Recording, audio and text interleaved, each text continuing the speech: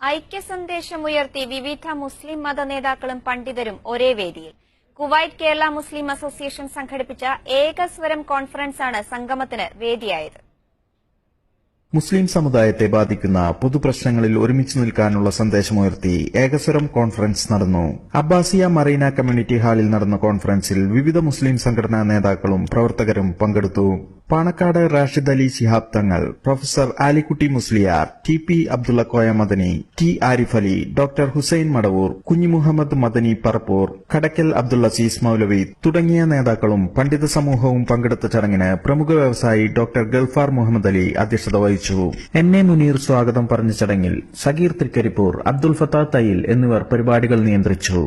Doctor K T. Rabiulla, doctor Gulfar Muhammad Ali, doctor Anwar Ameen എന്നിവരെ NRI jewels award നൽകി KKMA ആദരിച്ചു.